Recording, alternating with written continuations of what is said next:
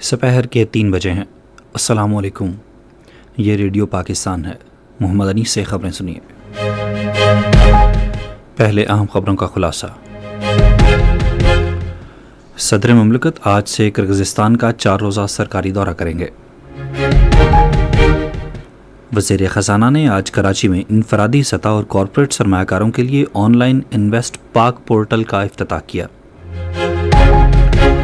حکومت سندھ اور international finance corporation نے صحت، سماجی تحفظ اور اقتصادی ترقی کے شعبوں میں تعاون بڑھانے پر اتفاق کیا ہے۔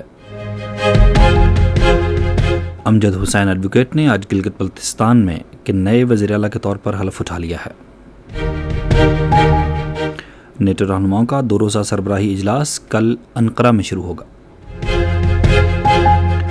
اور پاکستان ہاکی فیڈریشن نے عمان کے دورے کے لیے 20 رکنی قومی انڈر 21 ہاکی اسکواڈ کا اعلان کر دیا ہے۔ اور اب خبریں تفصیل کے ساتھ۔ صدر مملکت آصف علی زرداری آج سے کرغزستان کا 4 روزہ سرکاری دورہ کریں گے۔ ایک اعلیٰ سطح کا وفد بھی ان کے ہمراہ ہوگا۔ دورے کے دوران صدر مملکت کرغزستان کے صدر زپروف کے ساتھ علیحدہ ملاقات اور وفود کی سطح پر مذاکرات کریں گے۔ دونوں رہنما پاکستان اور کرغزستان کے تعلقات کے تمام پہلوؤں کا جائزہ لیں گے اور باہمی دلچسپی کے علاقائی اور بین الاقوامی امور پر تبادلہ خیال کریں گے۔ مذاکرات میں تجارت و سرمایہ کاری، توانائی، کانکنی، زراعت، ٹیکسٹائل، حلال انڈسٹری، ہیلتھ کیئر اور ادویہ سازی، ڈیجیٹل معیشت، تعلیم، سیاحت اور عوامی رابطوں سمیت مختلف شعبوں میں تعاون کو مضبوط کرنے پر توجہ مرکوز کی جائے گی۔ صدر پاکستان کا 21 سال میں کرغزستان کا یہ پہلا دورہ ہے جو دونوں ممالک کے 2 طرفہ تعلقات میں ایک تاریخی سنگ میل کی حیثیت رکھتا ہے۔ وزیر خزانہ محمد اورنگزیب نے آج کراچی میں انفرادی سطح اور کاروباری شعبے کے سرمایہ کاروں کے لیے آن لائن انویسٹ پاک پورٹل کا افتتاح کیا۔ وزیر خزانہ نے افتتاحی تقریب سے خطاب کرتے ہوئے کہا کہ حکومت سرمایہ کاروں کو زیادہ سے زیادہ سہولتیں فراہم کرنے کے لیے پرعزم ہے۔ انہوں نے کہا کہ یہ پورٹل ایک جدید ڈیجیٹل پلیٹ فارم کے ذریعے سرمایہ کاروں کو سرمایہ لگانے کے مواقع تک آسان رسائی کے لیے متعارف کرایا گیا ہے۔ وزیر خزانہ نے کہا کہ اب ایک انفرادی سرمایہ کار ایزی پیسہ یا جیز کیش اکاؤنٹ کے ذریعے محض 5,000 روپے سے بھی چھوٹی سرمایہ کاری شروع کر سکتا ہے۔ محمد اورنگزیب نے کہا کہ پاکستان کی معیشت اب درست سمت میں گامزن ہے اور ملک مثبت اشاریوں کے ساتھ معاشی استحکام کی طرف بڑھ رہا ہے۔ انہوں نے کہا کہ پاکستان اسٹاک ایکسچینج میں بھی سرمایہ کاروں کی تعداد میں اضافہ ہوا ہے۔ گورنر اسٹیٹ بینک جمیل احمد نے تقریب سے خطاب کرتے ہوئے کہا کہ انویسٹ پاک سرمایہ کاروں کے رجسٹریشن، IPS اکاؤنٹ کھولنے اور حکومتی سیکیورٹیز میں سرمایہ کاری کے لیے ایک ہی ڈیجیٹل پلیٹ فارم فراہم کرتا ہے۔ انہوں نے کہا کہ یہ پورٹل ایک تیز رفتار اور زیادہ شفاف پلیٹ فارم ہے جو انفرادی اور کارپوریٹ دونوں طرح کے سرمایہ کاروں کے لیے دستیاب ہوگا۔ پاکستان کی صنعتی ترقی اور اصلاحاتی عمل میں خصوصی سرمایہ کاری سہولت کونسل کا کلیدی کردار معیشت کے مختلف شعبوں میں نمایاں تبدیلیاں لا رہا ہے۔ SIFC کی فاسٹ ٹریک پالیسی کے تحت 7 نئے سیمنٹ پلانٹس کے لیے $70 کروڑ کی سرمایہ کاری کی منظوری دی گئی۔ اسی سہولت کاری کے نتیجے میں لکی سیمنٹ نے اپنے کراچی پلانٹ کی اپ گریڈیشن مکمل کر کے پیداواری صلاحیت بڑھا دی ہے۔ اس توسیع کے بعد لکی سیمنٹ کی مجموعی پیداواری صلاحیت بڑھ کر 1,56,00,000 ٹن سالانہ ہو گئی ہے۔ وزیر اعلیٰ پنجاب مریم نواز نے کہا ہے کہ ملک میں ترقی کے لیے دیہی معیشت کی ترقی ناگزیر ہے۔ دیہی ترقی کے عالمی دن کے موقع پر اپنے پیغام میں مریم نواز نے پاکستان کی ترقی کے لیے دیہی آبادی کی جانب سے ادا کیے جانے والے کلیدی کردار کو سراہا۔ انہوں نے دیہی آبادی کو تعلیم، ہنر کی ترقی اور روزگار کے مواقع فراہم کر کے بااختیار بنانے کے حکومتی عزم کا اعادہ کیا۔ حکومت سندھ اور انٹرنیشنل فائنانس کارپوریشن نے صحت، سماجی تحفظ اور اقتصادی ترقی کے شعبوں میں تعاون بڑھانے پر اتفاق کیا ہے۔ یہ اتفاق رائے آج کراچی میں وزیر اعلیٰ سندھ سید مراد علی شاہ اور انٹرنیشنل فائنانس کارپوریشن کے وفد کے درمیان ہونے والی ایک ملاقات میں ہوا، جس کی قیادت پاکستان ڈویژن کے ڈائریکٹر سائمن اینڈریوز کر رہے تھے۔ وزیر اعلیٰ نے صوبے میں نرسنگ کی تعلیم کا ایک جامع ماڈل تیار کرنے کے لیے IFC کے ساتھ مل کر کام کرنے کی پیشکش کی۔ انہوں نے صوبے میں قابل تجدید توانائی کی پیداوار بڑھانے، کسانوں کی آمدنی میں اضافے کے اقدامات اور صحت و تعلیم کے شعبوں کی بہتری کے لیے صوبائی حکومت کے اقدامات کو بھی اجاگر کیا۔ خیبر پختونخوا حکومت نے مال مویشی پالنے والے کسانوں کو جانوروں کے علاج معالجے کی سہولتیں فراہم کرنے کے لیے احساس بے زبان صحت گاڑی پروگرام کے اجرا کی تیاری شروع کر دی ہے۔ یہ منصوبہ 1 ارب روپے کی لاگت سے مکمل ہوگا۔ حکومت نے موجودہ سالانہ ترقیاتی پروگرام میں اس منصوبے کے ابتدائی مرحلے کے لیے 4 کروڑ روپے مختص کیے ہیں۔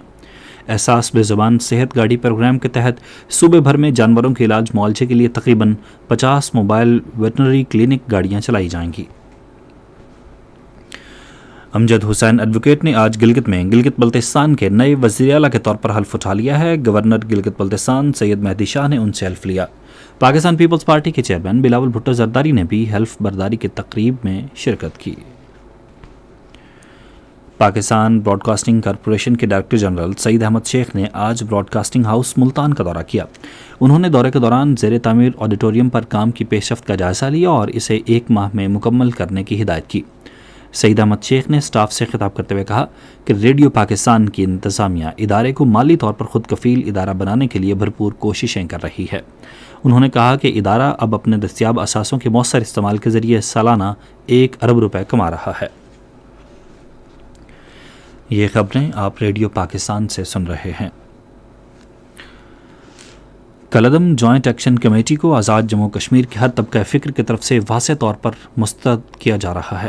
چکوٹھی سیکٹر کے تاجروں سمیت تمام افراد نے بھی انتشاری کمیٹی کی لاک ڈاؤن کی کال کو مسترد کر دیا ہے۔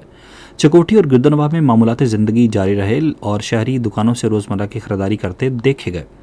چکوٹھی بازار کے تاجروں نے پاکستان اور پاک فوج سے اظہار یکجہتی کے لیے اجلاس بھی منعقد کیا۔ کل جماعتی حریت کانفرنس نے کہا ہے کہ کشمیری شہداء جموں کشمیر پر بھارت کے غیر قانونی قبضے کے خلاف مزاحمت کی علامت ہیں اور ان کی قربانیوں کا ہر قیمت تحفظ کیا جائے گا۔ کشمیر میڈیا سروس کے مطابق حریت کانفرنس کے ترجمان ایڈوکیٹ عبدالرشید منہاس نے حریت قیادت کے پیغامات اور بیانات کا حوالہ دیتے ہوئے نوجوانوں کے مقبول رہنما برہان وانی کی 10ویں برسی کے موقع پر انہیں شاندار خراج عقیدت پیش کیا۔ برہان وانی کو 8 جولائی 2016 کو بھارتی افواج نے ضلع اسلام آباد اننت ناگ کے علاقے کوکرناگ میں ایک جعلی مقابلے کے دوران ان کے 2 ساتھیوں سمیت شہید کر دیا تھا۔ نیٹو رہنماؤں کا 2 روزہ سربراہی اجلاس کل ترکی کے شہر انقرہ میں شروع ہوگا۔ اس سربراہی اجلاس میں صدر ٹرمپ سمیت نیٹو کے 32 رکن ممالک کے رہنما شرکت کریں گے۔ حکام کو توقع ہے کہ رہنماؤں کی بنیادی توجہ دفاعی اخراجات کے اہداف پر ہونے والی پیش رفت اور دفاعی صنعتی پیداوار کو بڑھانے پر ہوگی۔ چین نے تائیوان سیٹلائٹ لانچ سینٹر سے سیٹلائٹس کا ایک نیا گروپ خلا میں روانہ کیا ہے۔ سیٹلائٹس کا یہ گروپ کامیابی سے اپنے پہلے سے طے شدہ مدار میں داخل ہو گیا ہے اور یہ خلائی سیٹلائٹس کے اس گروپ کا حصہ بنے گا جو چین کا زمین کے نچلے مدار کا ایک بڑا کمرشل سیٹلائٹ نیٹ ورک ہے۔ یہ Long March carrier rocket series کا 655واں فلائٹ مشن تھا۔ بنگلہ دیش میں دنیا کی سب سے بڑی پناہ گزین بستی کاکس بازار کے پناہ گزین کیمپوں میں شدید مونسون بارشوں کے باعث مٹی کے تودے گرنے سے بچوں سمیت 8 روہنگیا مسلمان جاں بحق اور کئی زخمی ہو گئے۔ میانمار میں 2017 کے فوجی کریک ڈاؤن کے بعد 12 لاکھ سے زیادہ روہنگیا پناہ گزین ان گنجان آباد کیمپوں میں مقیم ہیں۔ پاکستان ہاکی فیڈریشن نے عمان کے دورے کے لیے 20 رکنی قومی انڈر 21 ہاکی اسکواڈ کا باضابطہ اعلان کر دیا ہے۔ سٹار فارورڈ کھلاڑی حمزہ فیاض ٹیم کی قیادت کریں گے۔ پاکستان اور سعودی عرب نے جدہ میں اسٹیڈیم کے ایک نئے منصوبے کی تعمیر کے حوالے سے مفاہمت کی یادداشت پر دستخط کیے ہیں۔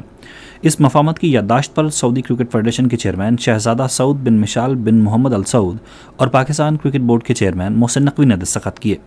یہ شراکت داری مشرق وسطیٰ میں کرکٹ کے فروغ اور سعودی عرب میں کھیلوں کی ترقی کی جانب ایک اور اہم قدم ہے۔ محکمہ موسمیات کی پیشگوئی کے مطابق آئندہ 12 گھنٹے کے دوران ملک کے بیشتر حصوں میں موسم گرم اور مرطوب رہنے جبکہ میدانی علاقوں میں دن کے اوقات میں شدید گرمی کا امکان ہے۔ تاہم کشمیر، بالائی خیبر پختونخوا، شمال مشرقی پنجاب، اسلام آباد اور خطہ پٹوہار کے بعض مقامات پر تیز ہوائیں چلنے اور گرج چمک کے ساتھ بارش متوقع ہے۔ اس دوران بعض مقامات پر تیز بارش اور ژالہ باری کا بھی امکان ہے۔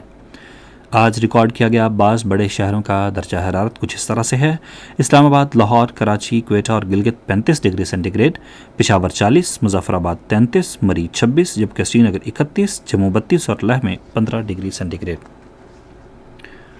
اور اب آخر میں خبروں کا خلاصہ ایک مرتبہ پھر۔ صدر مملکت آج سے کرغزستان کا 4 روزہ سرکاری دورہ کریں گے۔ وزیر خزانہ نے آج کراچی میں انفرادی سطح اور کارپوریٹ سرمایہ کاروں کے لیے آن لائن انویسٹ پاک پورٹل کا افتتاح کیا۔ حکومت سندھ اور انٹرنیشنل فنانس کارپوریشن نے صحت، سماجی تحفظ اور اقتصادی ترقی کے شعبوں میں تعاون بڑھانے پر اتفاق کیا ہے۔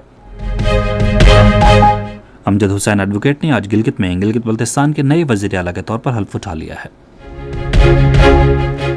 نیٹو رہنماؤں کا 2 روزہ سرکاری سربراہی اجلاس کل انقرہ میں شروع ہوگا۔ پاکستان ہاکی فیڈریشن نے عمان کے دورے کے لیے 20 رکنی قومی انڈر 21 ہاکی اسکواڈ کا اعلان کر دیا ہے۔ اسی کے ساتھ ہی خبریں ختم ہوئیں۔ مزید خبروں اور تجزیوں کے لیے آئیے ہماری ویب سائٹ پر، پتہ ہے radio.gov.pk، اور فیس بک کے link radio Pakistan news official پر آپ براہ راست ویڈیو اسٹریمنگ بھی ملاحظہ کر سکتے ہیں۔